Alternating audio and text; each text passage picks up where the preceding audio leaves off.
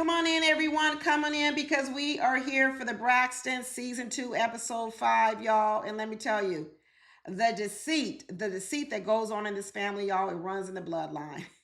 There ain't no way around it, y'all. There ain't no way around it but to let y'all know that deceit runs through the bloodline of this family because it's everywhere. It's with every sister, it's at every turn. No one's safe. I don't care who you believe the most, I don't care who you like the most. They all lie. You see, and you really got to go back. You're going to have to go back to figure out when was this bloodline of deceit created. It was created long before these daughters were born. I believe that the marriage between Miss E and the father was built on deceit. There were some lies in there. I'm going to tell you right now, there was some lies in there. And there might have been some lies before they was even together. I don't know.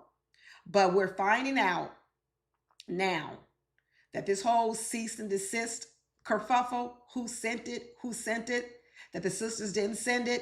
The lawyer has entered the chat and said he didn't send it, which means he sent it on behalf of his client. Well, who's his client? Who's the only other person who has skin in this game? It's got to be the brother. I don't know for sure, but that's what I'm saying. Call me Nancy Drew, call me Columbo, call me whatever, but it all makes sense that the person who sent it was Michael Jr. He's got the biggest skin in the game. The daughter was coming on there to tell his business, right? But Tamar also wanted to know, well, who sent him my address? That was the other big question. Everybody denied it. Well, I got a problem with that. First of all, if Michael Jr. was the one that sent you the cease and desist, Tamar, you telling me your brother don't have your address? That's another person that you fighting with, you beefing with, you're not talking to? Like I said, so how did he get the address? There's only, if you say no one knows where you live, then we should have been able to figure out why you woke up in a pool of blood. If so few people know where you live, Tamar, then why can't we figure out who's got the real story on why you woke up in a pool of blood, right? But let's go with it. You don't know who sent it to you. Only a few people know who you live. Who are those few people? Tawanda says she don't know. Yeah, she took $50,000 for you, but she says, I didn't need your address. I just need your bank account number. And that's what I got. Trina says she didn't do it. Tony is saying she didn't do it. Who did it then? Who knows where you live? Your mama does. Uh-oh.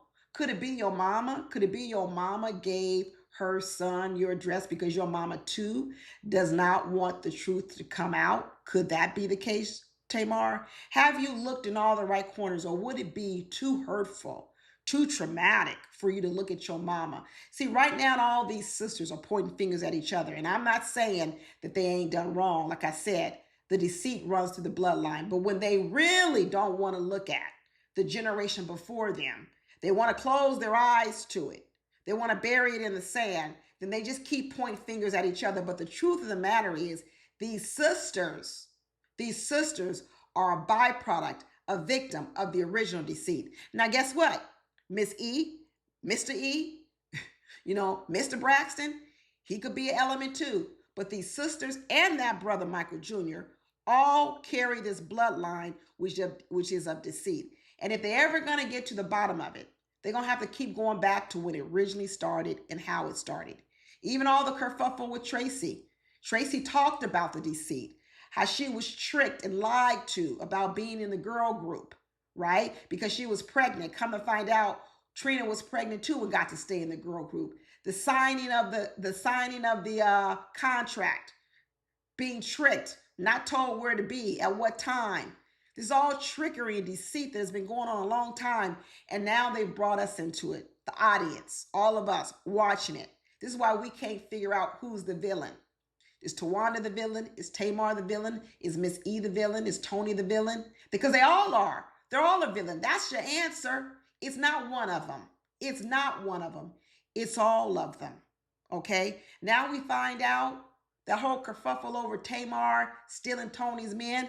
We find out that Tamar allegedly slept with Birdman before Tony did. So now Tony, the living legend, the Grammy winner, has slept sloppy seconds from Tamar. Oh my goodness. And who exposed it? Who exposed it? Tawanda. Tawanda, who is supposed to love Tony Braxton so much, right? Think about it. She loves Tony Braxton so much. When Tony doesn't show up, that's who she cares about the most. She was willing to put Tony's business out there and let the world know that Tony Braxton is now sleeping with sloppy seconds of Tamar, right? But maybe back in the day, Birdman didn't have as much money as he has now. So maybe back in the day, Birdman was good enough for Tamar, but he wasn't good enough for Tony Braxton. But now that he got money, Tony Braxton says, that's fine.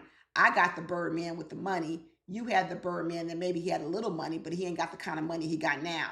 You see what I'm saying? The deception, the lies. But Tawanda was willing to throw her favorite sister under the bus just so she could get to Tamar's neck, right?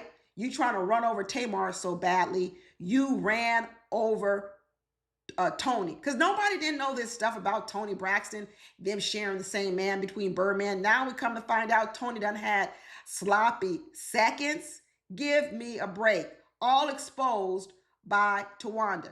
Tawanda's tacky. Like I said, that bridal shower was tacky. That Bridgerton theme was tacky. Where's Tawanda's son? We have seen all these pictures of Tawanda's daughter and everybody else at her wedding. Unless I don't know what the boy looks like, where is the son?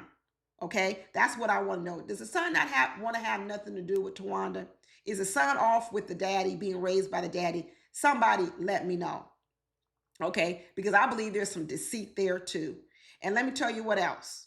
Okay, Tawanda, she's so thirsty for having her moment in the spotlight.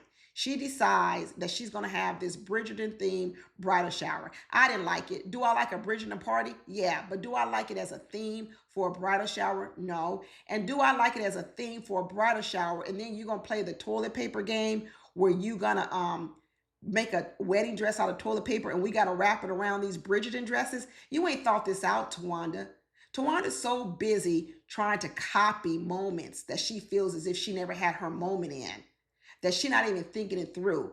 It ain't coming off the same kind of way. Like I said, a purple dress that she had on, that's a dress you wear if you performing at the Grammy Awards, if you're going to be on stage in Las Vegas. It's not a wedding dress, Tawanda. But see, Tawanda trying to get everything in one. I want to be center stage in Vegas. I want to be the bride. I want to be everything. And I'm going to have it all in one. A Bridgerton themed purple dress at the wedding. Where is the son? This is what I want to know. And then Trina showing up with no underwear, with a sweaty pee thing and peeing in the grass. This girl, what is she doing? And then she late. She late to the party. And then she lying and not telling Tawanda why she late.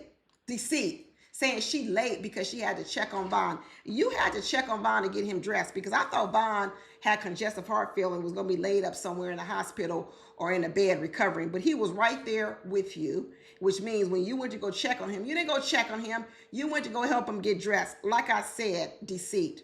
When she finally told Tawanda the truth that he had congestive heart failure, Mama E was sitting there sucking her lips going, you know why she was saying that? She was saying that because she was saying, the last time I lied to y'all and didn't tell you about my heart problems, you jumped all down my throat. But now Trina decides that she can be deceitful and lie to us, but it's okay. Exactly, Mama E. You raised them well. You raised some good old liars. What they say is there's always a good reason to lie, but you can't lie. I'm going to call you out on your lies, but I can turn around and do the same old lies. Like I said, you know. The truth comes to light, just like Trina over there back selling real estate. Good. That's fine. You broke. You ain't got no money. You need a job. Like a lot of people out here in the world, ain't no shame in honest money. At least it's better than thieving and stealing, what Tawanda does. So you back being a realtor. They come there and give you a nice gift. That's great. Fantastic. Then we find out that Tony Braxton is feeling guilty that she didn't make the bridal shower, the bachelorette party, nothing. So she decides she's going to fly out her sisters to the concert. I believe that's deceitful. I sure do. You know why? Because is it really a gift when Tony Braxton flies you out of her concert when you worked for her for 20 years? That ain't no gift. I've seen you perform 100 times, Tony Braxton. Why I need to see you sing 101th? That's no wedding gift to me. But you know what I think it is? Because we found out that Angie Stone died in that car crash. And Tony Braxton needed some backup singers. I think she called them out to be backup singers. I sure do. That's what I think. Because once you find out a family is deceitful, you don't trust nothing. You don't trust nothing they say. And the next thing you know, Tawanda said, I got something for you, Tony Braxton. I'm going to fly out here to Miami. I'm going to take your plane ticket. I'm going to stay up in this luxury hotel. And then I'm not going to show up for your concert because I know what you're trying to do. You're trying to get me to sing backup for you because you ain't got no backup singers. That's what I believe. Then she tell me, oh, I booked a nice fancy yacht for y'all with these nice hors d'oeuvres and charcuterie boards. I don't believe that either. I don't believe Toni Braxton paid for any of that because every time these sisters go out to dinner, they always complain over who's going to pay the bill. Toni Braxton is tired of paying the bills at dinner. You really believe Toni Braxton booked a yacht in Miami with all that hoopla? No, Birdman did that. That's what I believe. Birdman, ain't that his town? I don't know. I believe Birdman paid for all of that. I don't think Toni Braxton paid that kind of money for that yacht and then they didn't even go nowhere because the weather was bad and the water was choppy. I don't believe it. I don't believe it. These sisters need to give it up. Give it up. They need to just go their separate ways, heal on their own, and then come back together. You can't heal around sick people. You got to heal by yourself. Each person's got to heal. Then we come back together, right? Better, stronger. It's just a lot of lies, a lot of deceit going on. Tamar is asking the question of her manager, her friend, asking the question, I don't want to feel guilty for trying to get away from a toxic family. You shouldn't. You shouldn't feel guilty, Tamar, because that's actually what you need to do. But what you need to stop thinking is you not the toxic one too. You all are toxic. You all are sick. You all infected. Okay? And I'm not going to say that it starts with your mom and daddy, but they're included. Everyone is included.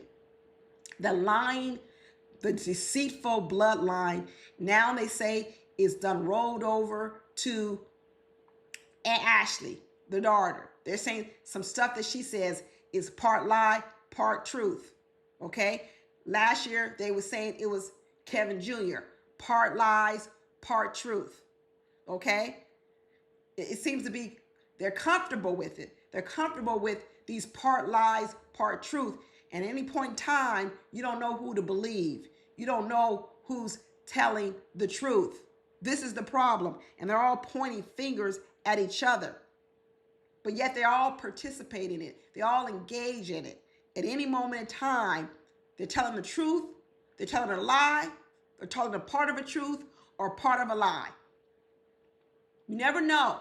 This is why these ladies are dangerous. You never will ever be able to trust them because they're not healed. They're broken. And like I said, I don't know where it started.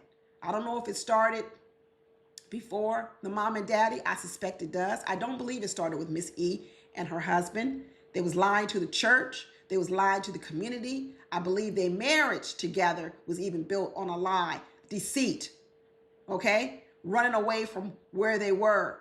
Miss E trying to get away from her own family. That's why she married Mr. Braxton, to get away. What was going on over there? I don't know. Like I tell you, it's a lot, y'all. It's a lot. But if I was Tamar, if I was Toni, I would break off, get some healing. Stop believing you're not healed. You're not sick too. You are sick. But get some healing individually. Everybody commit to it. Instead of trying to go to therapy together, no. Everybody commit to going separately first. Learn the truth. Don't be afraid to dig deep. Don't be afraid to go those dark places you don't want to go. Don't be afraid to think that it's just your sisters. It's not. It's not. The minute you break through that, and you get to the root of the problem, the sooner you will have freedom in your life. This is for everybody. Don't be afraid to go look in those dark corners of your life that you're afraid to uncover because you feel like it will break you. No, you're broken now. That's how you're going to get better. But a lot of people, they stay and live in misery because they're too afraid to go but look back at parts of their life that are so traumatic and hurtful. Plus, they may see people, their mothers, their fathers in different ways. So they stay stuck in the present as if everybody around them is the cause of their problems. It ain't. Sorry to tell you, it ain't. I just met you. I just met you a week ago. How can I be the cause of your problems? But I'm the cause of your problems. but your mama who you was with for 40 years ain't the cause of your problems, and her mama ain't her problem. Go back. Don't blame people in your present day for problems you had long before you met them. It's convenient. It's convenient to point your fingers at your sisters and say that's where it started. But we know it didn't start there, right? Didn't start there. Do the work, people. Do the work. And these Braxtons, they're not really doing the work. They're just pointing fingers. That's not the same thing. It's not the same thing. Anyway, talk to y'all later. Bye.